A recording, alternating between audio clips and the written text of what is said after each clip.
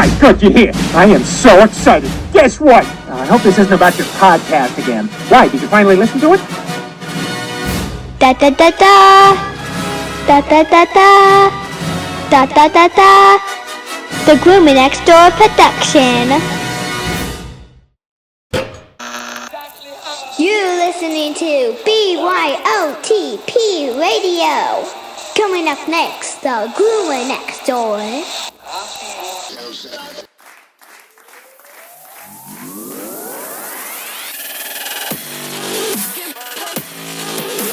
The Groomer Next Door podcast.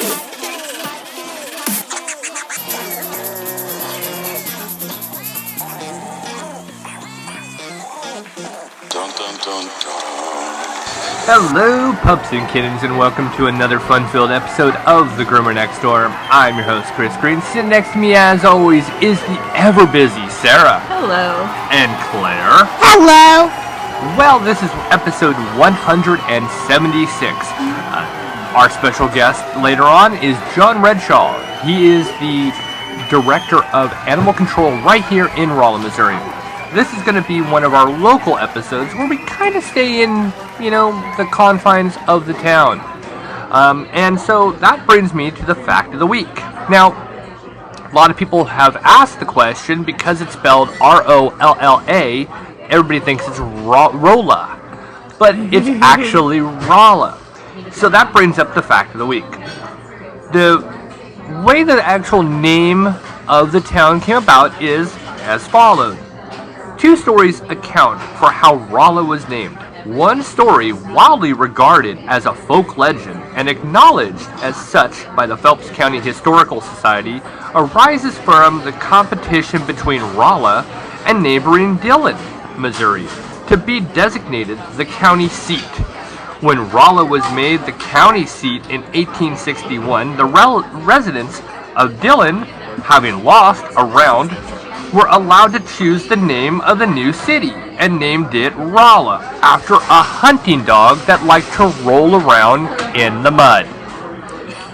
And that's your fun-filled fact of the week. I also had noticed that a lot of people right around that particular time were actually moving from Raleigh, North Carolina.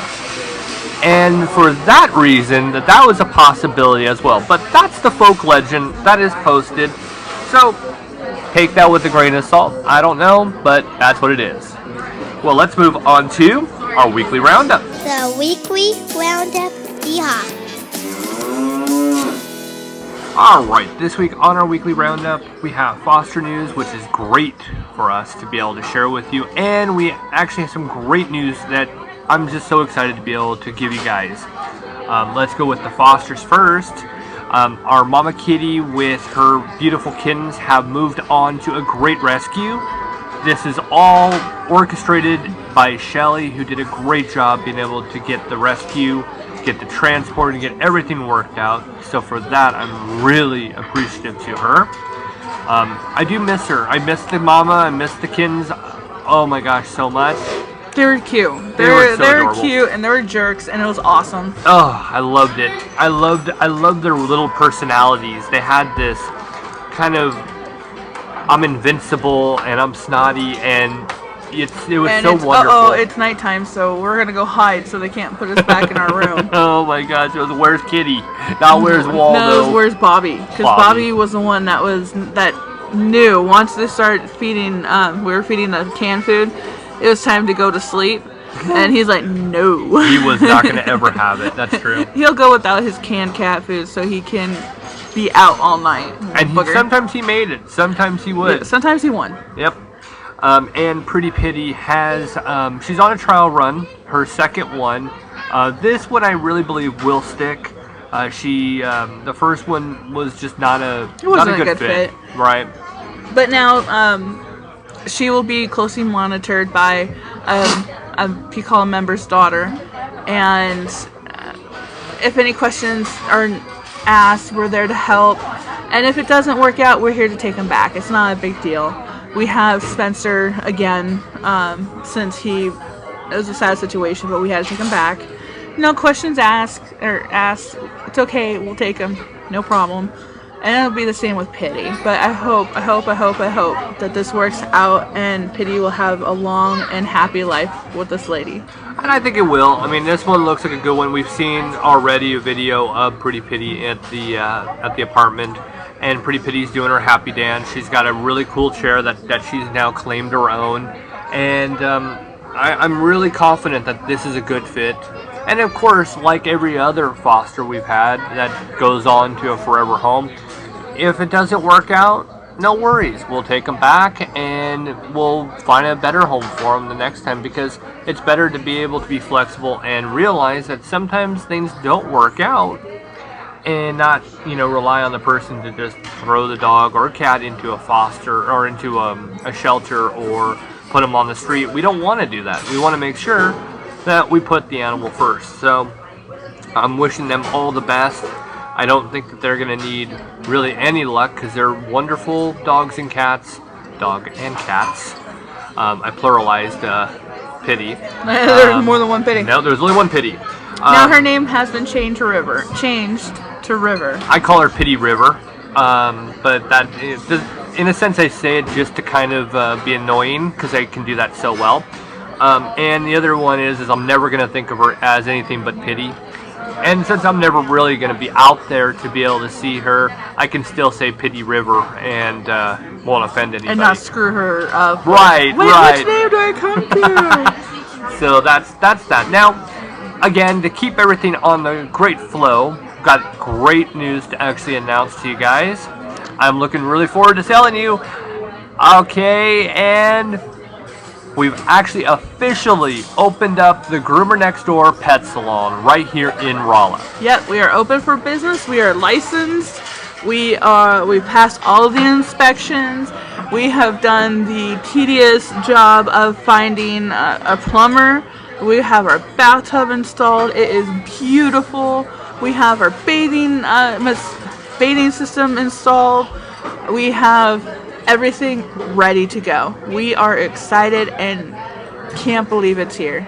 It is so, in a sense, amazing to be able to finally tell you guys this, because we have talked about, we have something that we have an announcement to make, but we just can't tell you just yet. Stay tuned, and weeks and weeks of stay tuned. Well, and here it is. The first time we said it was probably back in January or February of this year, where we're like, okay, this is gonna happen. And then all of a sudden, things happen. We found a location right here. It didn't work out because the person next to us, they have a different kind of business, and they couldn't have dogs barking. So unfortunately, that didn't work out. Luckily, though, we didn't start construction. We were actually right there, seconds from it. We had an architect in there. We had so many things going on. We were going to spend so much money right then and there, and luckily, our friend had the bright idea to, hey, let me bring my dog down and do a bark test. Can you imagine if we would have paid the architect for drawings and then been out that money? Oh my gosh. But we did find a really good place, and it's right here, right in the real heart of town. And I love it. I love the fact that we're right there on Kings Highway, right next to Lovely Nails, across the street from Burger King. We're the only ones with the purple door on Kings Highway, and it's a beautiful purple door. I love it. We haven't gotten our windows painted just yet. We're still trying to find a window painter. And we have had a few setbacks with the air conditioning leaking into the ceiling and collapsing. But that's okay. There's a hole in our salon right now where the air conditioning unit once was. Now, with all that though, when we first moved, when we signed papers, I remember that they had just finished work on that. So whatever was done, and they didn't test it. They didn't turn the air conditioning on to test. So, but luckily management will take care of that. Yep. That is not something we need to do. And it's going to not be awesome without having an air conditioning unit, but we do have fans. And we'll be able to continue business as usual. We have a fully booked week ahead of us. And we have people clamoring to get in. They're dying to get in. They're calling me, texting me, hey, I know how good you guys are. I know we need to get into you. We're following you over from the other place. We love you guys. And it's so awesome the amount of support we've gotten. It's weird to actually see the new people as well. Yes, new people, A lot of customers. new, Yes. a lot of new has come as well. So that's the juggle. Yeah. So this whole episode is a local episode, which we don't do enough of, but this is what's going on right here in front of you, and this has been going on for over a year. We have been wanting to do something for us, and about 9 months ago, almost 9-10 months ago, I was at a girls' night or a girls' weekend. And they were like, well, why don't you get your own salon? Why don't you start working for yourself and making money for yourself only? I was like, oh no, I can't do that. I don't want to deal with the headache. And as the weekend progressed, it was more and more, you know what? Yes, we can. We can do this. So I came home from the girls' weekend to Chris. I'm like, this is what we could do. We could do it. It's not going to be as awful as you think it's going to be. We have a possibility. And Chris is like, whoa, hold on. Remember, I wasn't there on your weekend. There's going to be a little convincing here. So we spoke about it, and we ran our numbers and did our due diligence on what it will take to open up our own salon. And we realized it was going to take a couple years too. And we're okay with that. We're like, okay, we can do this. We can hang on 2 more years just for our dreams. And then we come across somebody asking, why aren't we on our own? And she said to get my numbers together and come see her. So I did. I spent every minute I had going over my previous books, going over our numbers, going over how much shampoos cost and how much supplies cost, and finally had a moment to sit down with her and have a nice dinner. And she came back to me and let me know, I want to invest in you and your husband. I want to invest in you guys. And what's funny is that seems like so long ago. Yes. I mean, and I'm not joking when I say it seems like so long ago. I mean, I would say this happened back February or March of this year that happened. So it's not like this was something that was... Yeah, this didn't come up last week. No. This didn't come out 2 weeks ago. This wasn't 3 weeks ago. No, this been all year for this part alone. We signed the contract for the new place in the beginning of May. So the entire month, right before we go to groom, you would go wash the dogs. I would go and take care of getting some painting done, getting prep done on the salon. And then when I got off work, I went over there, did some more painting, some more prep, more construction, all these different things for the entire month, just trying to get us open. Yeah, because it was one of those things. We wanted to be open, actually our goal had been the first week of May, but that all fell apart when the first place fell apart. So yeah. So it was kind of like a few weeks ago. I would say about 2-3 weeks ago. I told Sarah, well, what my projection is Memorial Week. Right after Memorial Day, we'll open. And we were optimistic that we could do it sooner. But some things you can't rush. And I'll tell you, opening up a shop, dealing with all of the red tape for inspections. I mean, even down to the water heater was a question mark. And I've learned so much now. Now I am just right there able to answer questions.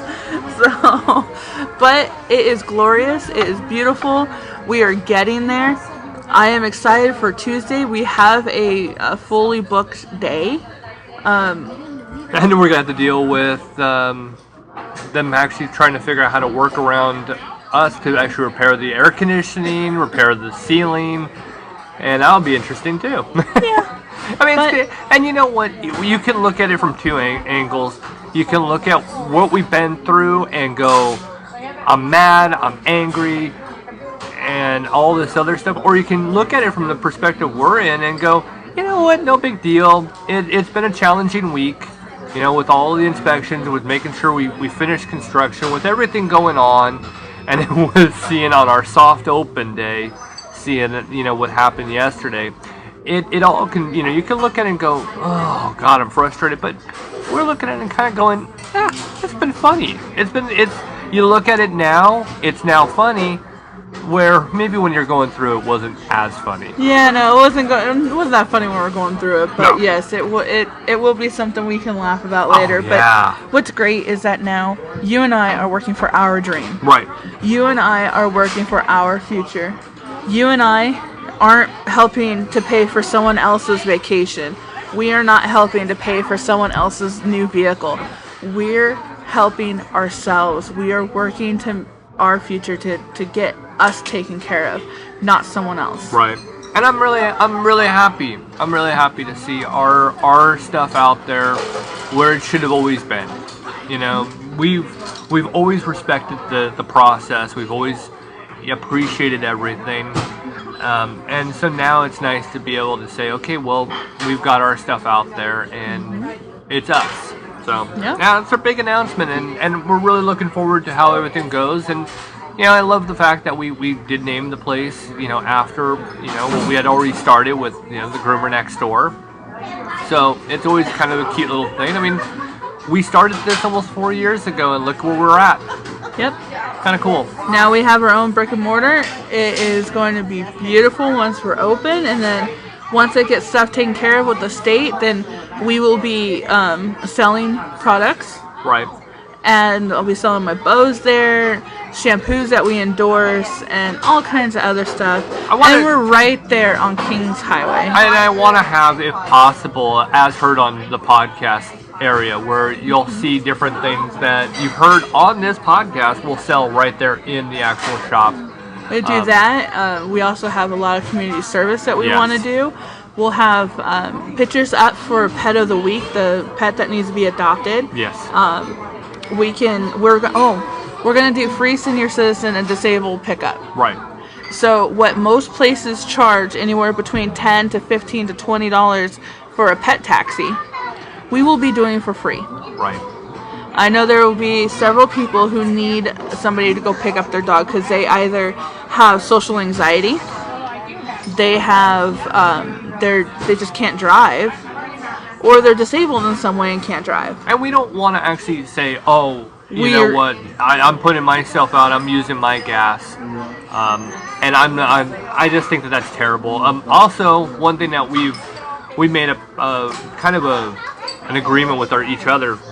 This is kind of funny, is that if you use your debit card or a credit card, we're not charging any kind of fee. No, that is ridiculous. It is such a small fee that nobody needs to have to take on that. Yeah. So the 3%, the 2.5%, whatever percent it is to typically run a card, we will not charge. Yeah. It is something as simple as we can take care of it, and it's our way to say thank you to our customers. Exactly. So, what's the point? Right. And we're also going to do military discount, first responders discount, senior citizen discount. Those are all 10% discounts off the grooming or purchases once we get legal with that part. It's the most we can do for our community. It's something that we can do to give back, especially our military and first responders. They do so much for us every day. Yes. So it's like we need to do something for them as well. Exactly. All right. Well, with that, we now are going to have John Redshaw from the Rolla Animal Shelter joining us on the podcast. This is actually volume 4 for John. John has been on now 4 times, and with something new to say each time. Every time. I always enjoy that. So, with that, Claire?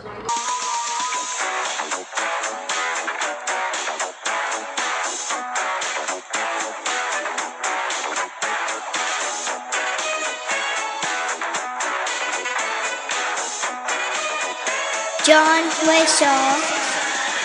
If there's something strange in your neighborhood, who are you gonna call? John Redshaw. If there's something weird and it don't look good, who are you gonna call? John Redshaw.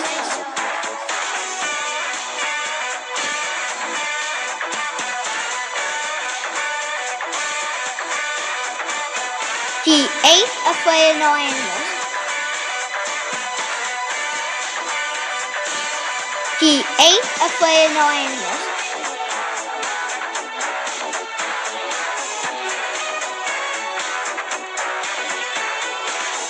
If you're seeing things running through your yard, who you gonna call?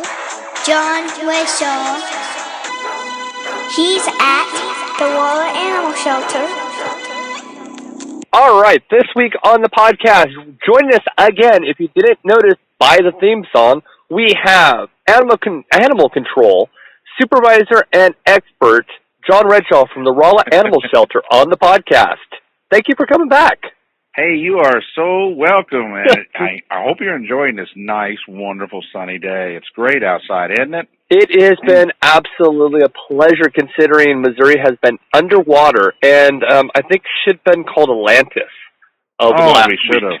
Man, I tell you what, I was kind of worried that the sun wouldn't come back out. I thought that it wasn't ever coming back. Yeah, gee whiz. And we're actually expecting more rain here tomorrow, I guess, another 2 to 3 inches. Isn't that just wonderful? Oh, gosh. Well, that's great. One thing that's been really difficult is during all of this rain, soccer has been canceled for youth sports out here in Rolla and probably all throughout Missouri. And it has hampered it. It has actually shut down at least one game, and with this rain coming up, we were supposed to lose another game. So, oh no! But by the time that this is aired, we'll know one way or the other. But hopefully, it still stays. Yeah, it'll all get back to normal one of these days. It'll be so hot we can't stand it. Yeah, that is true. That's Missouri for you. Well, I think that's the Midwest. As far as I know, that is the Midwest.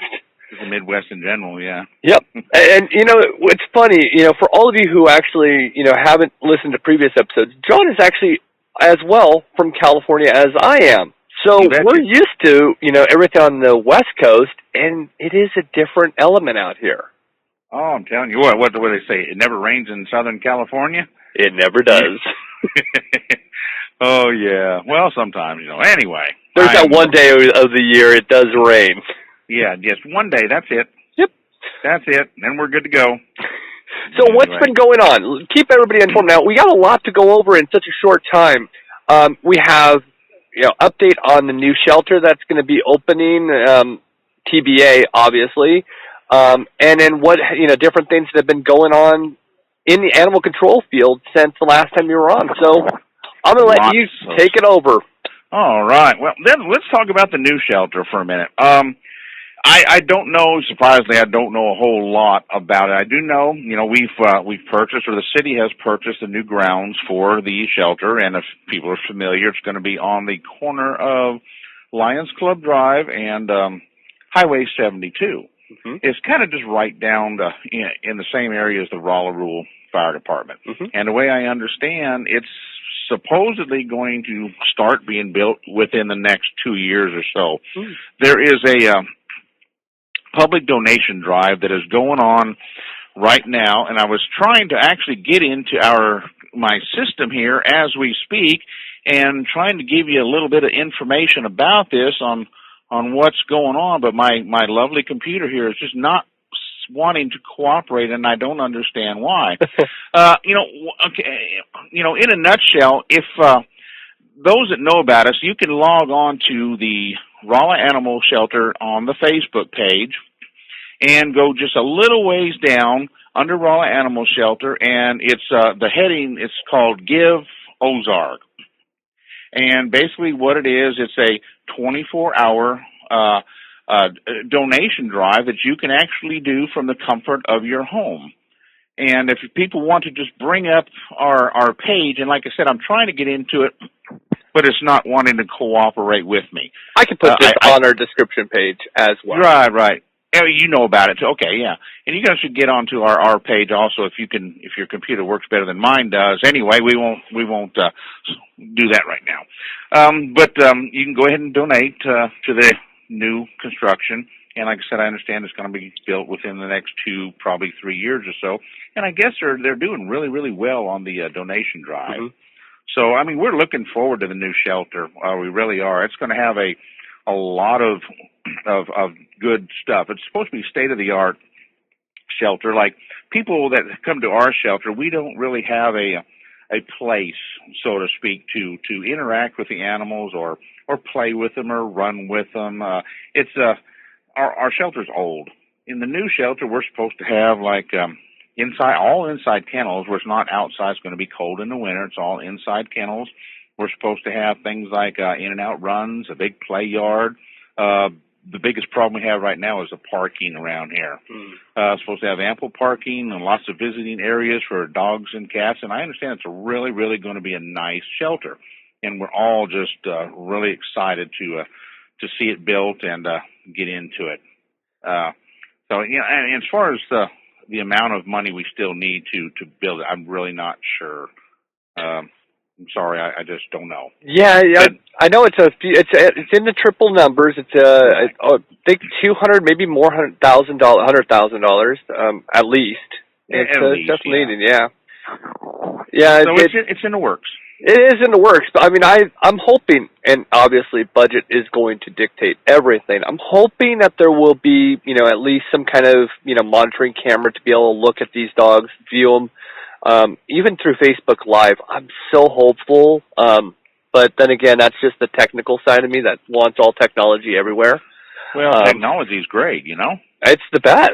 I mean, it is, yeah. We wouldn't be doing this without technology. So, oh, definitely. I'm a big fan of any kind of camera that has 360 view, interactions. I mean, you've seen the shelters, especially, I think there's one in Oregon that has, pretty much live cameras that you can tune in to any one of the available pups or the cats that are available. And it is so cool to be able to look at this. And then people are driven right in and say, I want it, you know, I want to adopt Scruffy or, you know, Little Miss Kane, Kitty. I mean, I have no creative name off the top of my head, but, I love that. So hopefully. That'd be great. Yeah. And you know what? I'm sorry. No, go ahead. No, I have seen those videos, and they are really astounding. I mean, it's great. I wish we'd have them here, and I hope we have something like that in a new shelter also. You know, I know what you're talking about. I've seen it's a great thing. Yeah, I mean, they're working really. They're working. It's a great option. It's better to, you know, and it almost takes the place of that shop kind of process because we always want people to adopt, not shop. When you're able to go and look at where we are, we're in an Amazon world where we just buy our stuff online and it's shipped to our house. So we're already connected to whether it's our tablet or cell phone or laptop or, you know, desktop, whatever. Sure. Now it's like you can see that dog and you're like, I'm going to take a drive over to the shelter. And, you know, you're now in a great location where you kind of have that soccer field because we have Lions Club soccer field right there. Right, yeah. So there's so much traffic a couple times out of the year that, you know, we'll see you. And people are always driving by there to go to Lions Club Park to actually go to baseball practice or even soccer practice. So you're going to see a lot more than what before.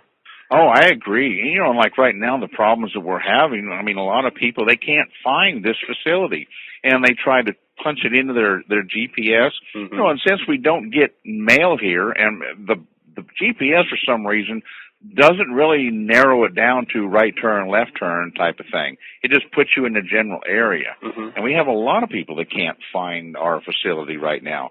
Whereas in the new facility, I mean, it's going to be right there. So we're looking forward to that.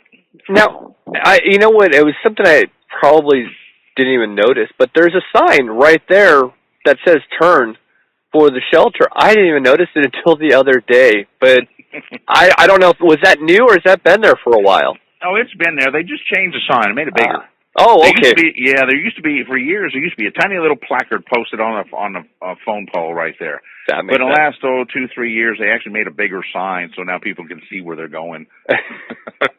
It makes sense. Yeah, it's great. I was like, hey. Oh, boy. Yeah, one of these days, you know, we'll get lucky and get in the shelter. We're all looking forward to it and can't wait. Oh, I can't either. I know PACAL, Phelps County Animal Welfare League, is doing a lot of different things to help drive in not only, you know, money, but, you know, work on trying to get people, you know, to donate. So hopefully with everything, it will actually happen sooner than later. I hope so. Curiosity, and I don't know if you have this in front of you or even to knowledge, but when was that shelter built that you're in now? Approximately 1971 is when it was actually put in. And there's been, the shelter itself, the way I understand years ago, it used to be in an old metal shed out there in the back. Mm. And that's for the reason why they put in one of the phone poles with the lights and electric on it, because that used to be the shelter. And actually, it was no bigger than than a decent-sized metal building. And then we did have I don't know, people who've been to the shelter, our inside kennel area, that was all we had was to hold animals. And I think we can hold like 4 or 5 or 6 animals at that point. Oh, wow. And then through the years, they built this building, which was built, I'm going to say, in 72, 73, somewhere around there. And then at a later date, they come and put the metal roof over the kennel area and added some more kennels. So it's been added to quite frequently over the years. But generally, the shelter's been here since about 1970, early 1970s. So, yeah, it's definitely seen its better days. I asked that question because the other day when we went in and picked up the one dog for the event, I was wondering, I was like, I wonder when this was built. I've never even thought about it. Yeah. Yep, it's been around a long time, and it's like I said, it's seen its age. It's got cracks and crevices and all that good stuff. Well, a couple of years and you'll have your state-of-the-art. Definitely. I hope so. So how has all of this rain, how has that created such a poop storm all across Missouri and even just speaking about local? Well, good question. We thought we would see a lot more animals than what we actually got. We figured that the people around, like Newburgh, Jerome, places like that would actually need places to house their animals or board them for. Even though we don't do boarding per city regulation, we still are open to like emergency cares. Now, years ago during the tornado in January, we did house or board some animals that were displaced during the storm. But this year, the storm has actually not affected us at all as far as our intake of animals. Right now, we have actually 4 animals in our facility and 1 cat. That's all we have. So as far as being affected or impacted by the storm, I don't see where that was a problem for us at all. And which is a good thing too. Well, I was wondering how much have you heard, across Missouri? I don't even know, and this is so sad. I've been here 7 years. I don't know where Devil's Elbow is, how far that is. I know that was underwater. Yeah. So many parts were underwater, and I was wondering, is that going to be an effect? Around Fort Leonard Wood, I think that's where Devil Elbow is. But I'm sure there was a lot of displaced animals, and and I feel sorry for all of them. And it's a bad deal. Yeah. All this rain was a bad deal, but fortunately we weren't affected by a lot of strays or displaced animals. Well, that's good though. That's good. Yeah, that's great. I was actually expecting for me, this was the worst storm I think I'd ever seen in my life. Terrible. We get storms every year, but this was horrible. Thunder and lightning for, I want to say, a day and a half straight. Yeah. From the morning all the way through the next day and then into half the other day. I've never experienced that one before. Right, and that's where we found out, where we picked up a lot of strays, is just during this constant thunder and lightning and stuff. There's a lot of animals out there that really don't like this stuff. Mm-hmm. So we've picked up several strays in the last couple of weeks. But fortunately, all those have gone back home and been reclaimed by the owner. That's good. And normally, there's times of the year, especially during thunderstorms and lightning and 4th of July and things like that, when all these bangs and booms and pops is when we see a significant influx of animals coming into the shelter. A lot of strays.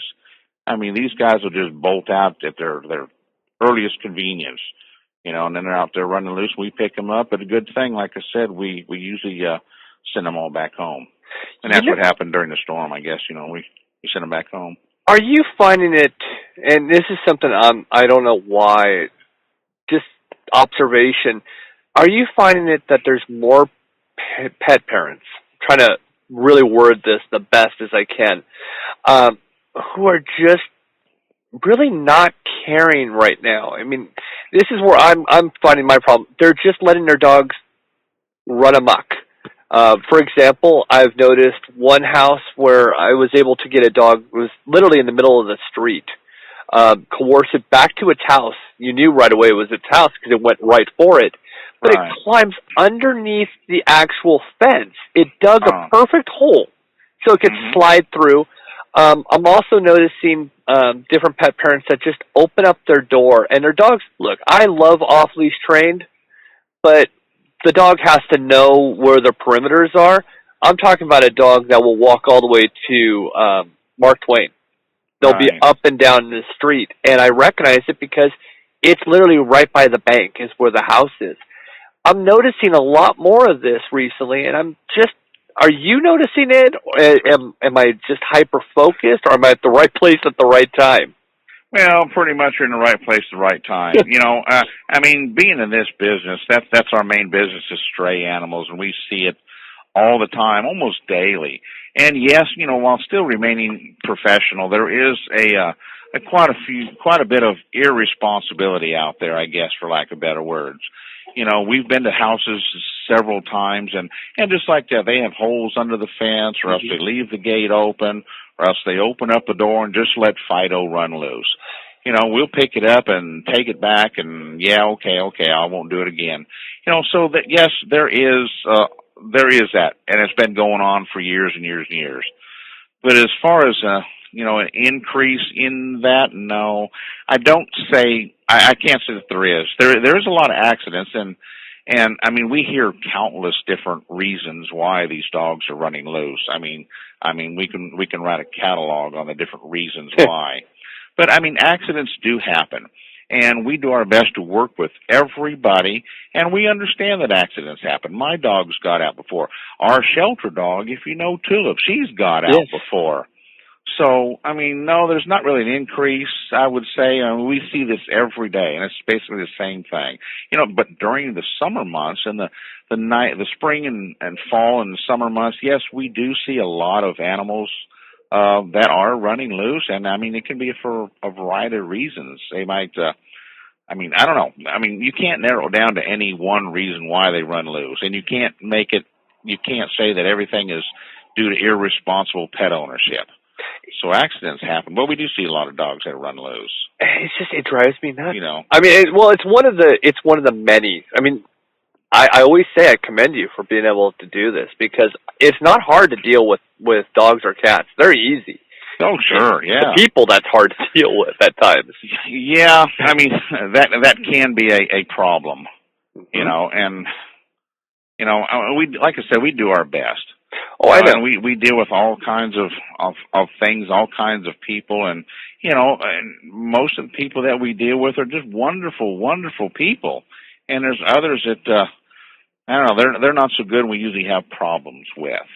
Oh yeah, it's just job security. What would we do if there wasn't any dogs running loose or people to deal with? Good point. That's a really good point. Never thought of it that way. So we to keep our job, we kind of want to let people let their dogs run loose. I mean, it keeps us employed. Well, I see it from your angle. I'm like, please, oh my gosh, this dog is going to get hit. I mean, it happened after a soccer game. I got out of the car and coerced, and you know how it is right there on Line Club. There's so much traffic.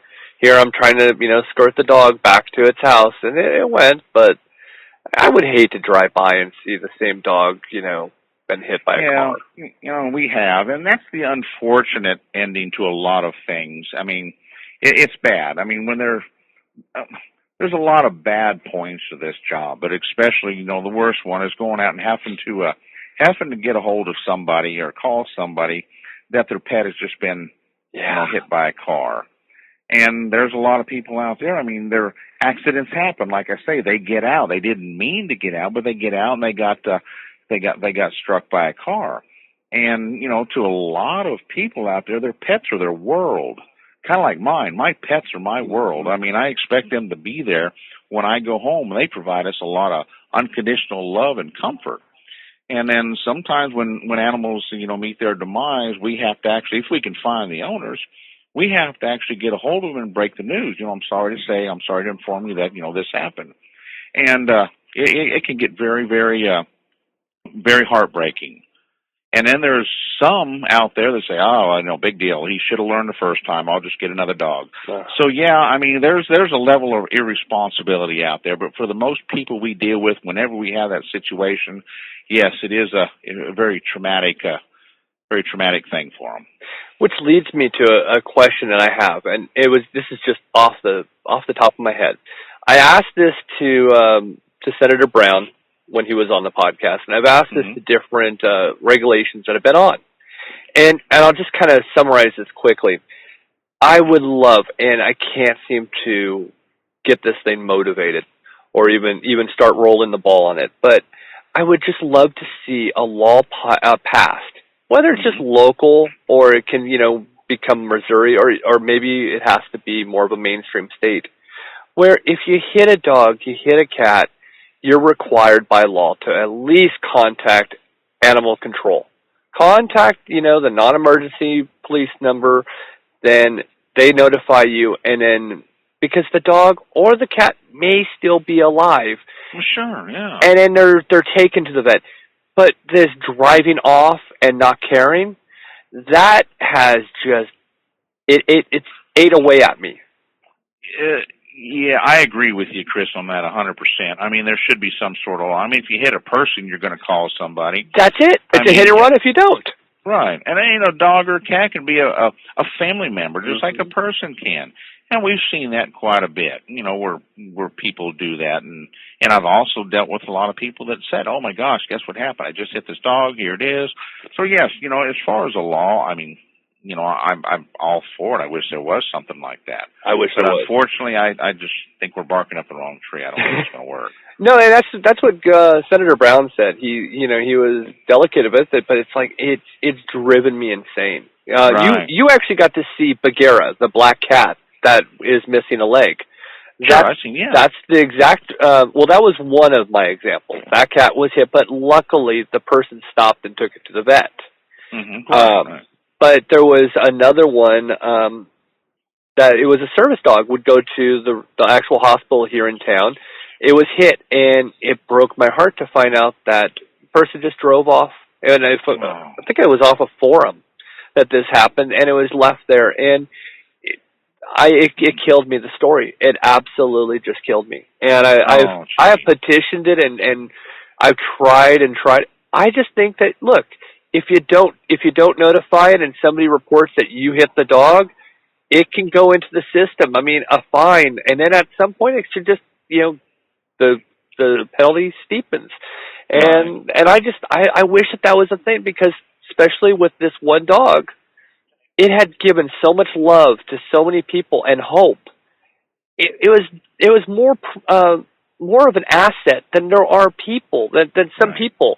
And it's just, it's heartbreaking. I don't care how you look at it. Yeah. I mean, I personally, I'll stop for turtles and things like that. I mean, I won't. And if I see something, that's, I'll stop and take care of it. But I do too. I agree with you 100%. But I wish there was something like that. And maybe one of these days, in a perfect world, there will be. I think there will. I think we're all, we're probably a decade too soon. And of course, we all know that this is going to have to come from the West and the East Coast to meet us. Right. That's the only way that all of this is going to change. And I got to start it. It does. Well, I always want to believe that I can start something and somebody can take it from there. Right. That's always been my goal. And I do stop for turtles too. It's so funny. I'll stop. I'll pick them up. They're not always happy when you pick them up, though. Pick them up, put them over on the other side. People do honk their horn, yell terrible things. I don't care. Yeah, well, that's part of our job. I'll stop and pick something out of the road. I mean, you can wait for me. That's my job. I'm doing my job. I'm in a civilian vehicle. I would like to have some orange lights to turn on so that it would actually, when we go up to a rescue or something, just to identify. Another thing I'm trying to petition, but I don't know. It's all good, hopefully. Oh, hopefully. So what else is going on in the animal control world? Well, we are getting into some warmer weather, if we haven't noticed this already. Matter of fact, I'm sitting here with my air conditioner on. It's warming up, and the same problem. We've kind of beat this to death before in previous broadcasts. Dogs in hot cars. And I kind of want to explain that a little bit more. I mean, there is a lot involved in animal control responding to dogs in cars. And people kind of need to understand it's based on the severity of the case. And what I mean by that is, say we're dispatched to Walmart for a dog in the car. Well, there's lots of things we do when we arrive on scene. First thing we do is we get a hold of our dispatch and we ask for an outside temperature. They'll give us an outside temperature. We'll document this. We'll get out of the car. Second thing we do is we have these handheld digital thermometers, and hopefully they can crack a window a little bit. And we'll take a reading inside the vehicle, and while we're doing that, we'll document that and we'll check the condition of the dog. Now, a lot of times the vehicle might be parked in a shady area, or it might not be hot in there. The dog's okay. You know, we'll hopefully wait for the person and let them know, hey, you just can't do this. Other times, now, if we respond to a dog in the car and it's really, really super hot and the dog is suffering some sort of heat-related injury, maybe it's panting heavily, maybe it's having seizures, we can actually remove that animal from the vehicle with the assistance of the police department. And here recently, they changed animal cruelty, animal neglect to it's a reportable offense, which means there's a charge code with that. And if it's reportable, depending on the severity of the situation, the animal owner or the person responsible for that animal in the car can actually be arrested. You can be fingerprinted and then released on what they call a summons, which means you're going to have to go to court and explain why you did this. Usually the fine starts at about $250. That doesn't include court costs and medical costs for the animal. So there can be a lot of bad things going on with this. So basically, I guess bottom line in a nutshell is we ask you, it's getting hot, please, do not leave your animals in the car. It's not good. It doesn't matter whether it's for 5 minutes or 5 hours. We responded to one here recently, and the person said they was only there like 15 minutes. They run in to get a soda pop from the store.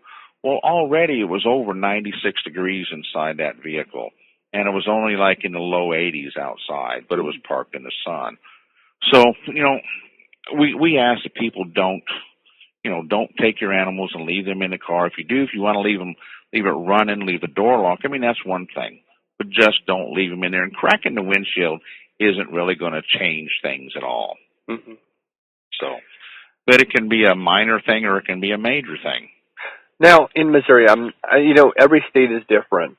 Right. Now, it's different. We're talking about, a small town compared to a big city, but with your response time, I mean, I've seen you in Walmart parking lot. It's a quick one. Sure. Yeah. So let me put this out there.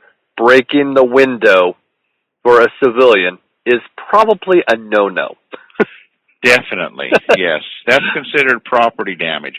And, another thing, that's a good thing. Even though you're helping an animal, okay, animals in the state of Missouri are considered property. Mm-hmm. It can be a felony for stealing property, and I think it is like a Class D. It's under Section 570.033. It's a Class D felony. So even though you're doing the right thing, your heart's in the right place, if a civilian breaks the window, removes an animal, you can be charged with breaking and entering and stealing property. Mm-hmm.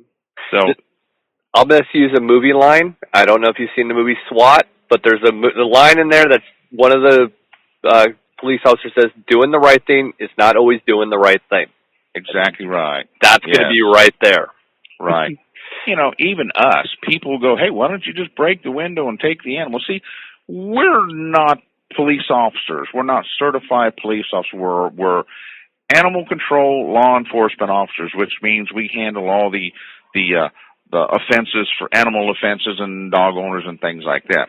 Even us, we cannot simply go up and break a window and remove a dog unless it's under what's called under the law as exigent circumstances, which basically means if I don't do something in the next couple of minutes, that animal's going to die. Mm-hmm. It's basically like if you witness an accident and the car's on fire and you don't get in there and take that person out now, chances are he's not going to make it.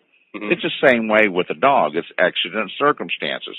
But if we need to get into one and it's not really accident circumstances. The dog's not on the floor having seizures and convulsions, but we still need to get that animal out of there. We can call a police officer. Mm-hmm. Now, a police officer, when they get on scene, yes, they can break the window, and we can remove that animal and take it to a vet as long as somebody stays there with the car, and then we can follow whatever procedures we need to follow, have the person charged. But no, to answer your questions is sometimes you do the right thing, which may not be the right thing. Right. And that's why I want to make it clear to everybody, don't break the window, because then you will be in a lot of trouble.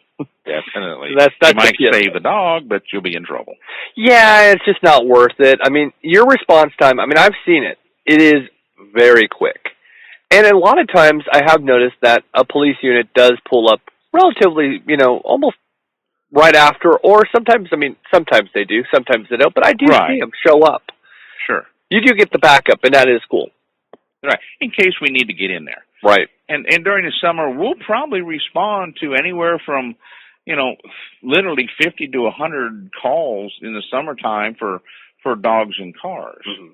So, and our response time is quick. We try to get there within 5 minutes, depending on the location, 5 to 7 minutes, which still can, it's fast. Right. No, it is fast. I've actually been in the parking lot, experience-wise. I've witnessed this firsthand, where we've seen a dog, and I'm like, you know what, I'm going to call John. And I kid you not, no sooner do I say I should call John, and I'll pull out my phone, and here you are pulling up, and I know exactly what you're doing. And I'll just kind of walk on, because I know what you're doing. I'm not going to say, hey, John, how's it going? I'll let you do your job. But sure. I've also seen you when you're off duty, and you're doing the same thing. You're like, that dog shouldn't be in there. And I've seen you act, and you don't take a day off when it comes to right. it. Well, for instance, here a couple of weeks ago when it was warm outside, I was in a local business there, and I pulled up, and this person had a dog in the car. Mm-hmm. And it was warm outside. Now it was probably close to 80 degrees. And they just basically walked off. So I just asked them. I really have no enforcement authority when I'm not on duty in uniform, but I asked them, you going to leave your dog in the car? Well, I'll just be in the store a minute. Well, let me introduce myself, and let me give you my card. So I gave him my card, and, well, we're going to go back. We're going to take the dog out. We're going to turn the air conditioner on. So basically they asked me what I can do since I wasn't on duty. I said, well, I've got your license number wrote down. When I am on duty, all I got to do is run your license plates and issue a summons for animal cruelty. It's that simple. So even though I can't really enforce, I can call the police department and have them enforce it, and me being as a witness. But, I try. Our job doesn't take a day off. Well, I've definitely seen it. I've seen it. I've even seen your wife walk away and go, yep, he's at it again. So, and I always get a kick out of it because, you know what? It's the same here. Oh boy, never ends, does it? Never ends. Well, I know you have to get going. So I thank you very much for being on this week, and we'll keep up on what's going on development with the actual animal shelter, and of course, you'll be back. So you'll let us know how things are going from there. I shall do that. There's a lot more to talk about. We'll do that another day. No, we will. Thanks for being on. Hey, you're sure welcome. Y'all have a good day. Thank you. As always, thank you, John, for being on the podcast. I absolutely enjoy having him on. He goes all the way back to our very first couple episodes he was on, and I always enjoy having him on. We never seem to cover the same thing twice. It was very interesting, the part that he was speaking about with the breaking glass because it's so hot in a car. It's unfortunate that dogs are considered property, but you can't just go around breaking people's glass. There is a procedure to call, and the first one you call your shelter and see what they have to say. And if you're really thinking that this dog is in some serious trouble, you call the police. The police are not going to let the dog suffer and die. Right. But there is a protocol in which has to be done in order to save that dog's life. And you not doing that could jeopardize that dog's life in the long run. Right.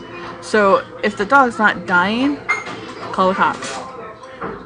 Call the shelter. Call them. Get them out there. Most shelters respond very quickly. If you feel like they're not responding quickly, call the police. Well, if you're in the big city, you're probably better off calling the police. Here's another thing you can do, too. Have somebody go into the store that this car is parked at. Like in our case, it's a lot of times it's Walmart, because most people go to Walmart than anything else. You run in there, you say, the owner of this kind of vehicle with this license plate, please come to the front immediately. It'll force them to come to the front of the store and say, what's going on with my car? And then that's when you say, your dog's almost dead. Right. Go open your damn door. That door has to be open, and if you don't... How stupid are you? Well, unless you're me, then I would say that, but that's the difference. Yeah, I don't say things like that. No, you don't. I do. But yeah, I mean, it's a real simple process, and you know, I understand. I mean, I can't tell you how many times we've been through the parking lot, and we'll see a dog, and it's pretty warm out there, and we're like, okay. And, but what's funny is that what happens is when we're like, okay, we're gonna go and you know, deal with it and call, you know, either the Rolla Animal Shelter or the non-emergency dispatch, and then all of a sudden I'll see John pull up, and it's like, oh, don't have to do anything. Or the owner come out to the car. Or the owner comes out. Now there are some really nifty cars now that you can keep on, like you completely turn on, AC going on, and lock the doors while you go in the store. Well, if you have keyless entry, you just take the keyless off of your car and do that. Well, see, there you go. There's so many cool ways that you can do that. So you don't know. Put a sign in your window. My car, hey, my my car car's is on with the AC running. Listening to Metallica or you know, something silly like that, the Eagles, something. Breaking the window, you're going to get in some serious trouble, and that serious trouble can screw up your entire life. Right. So it isn't worth screwing up your entire life, as long as there are protocols that you can take and there are steps you can take to prevent from losing everything. Yeah, going to jail yourself. Sometimes doing the right thing is not always doing the right thing. Boy, has that been a topic lately. So anyways, I enjoyed everything else. It was easy to listen to. Yep. Well, with that sound, Claire has turned on the applause sign, and that must mean we have to go. So I'm Chris Green. Have a pet-tastic week. And I'm Sarah Green, making sure everybody realizes life is so short. Play to pet. Bye-bye, everybody. Okay, gotta go in my bedtime.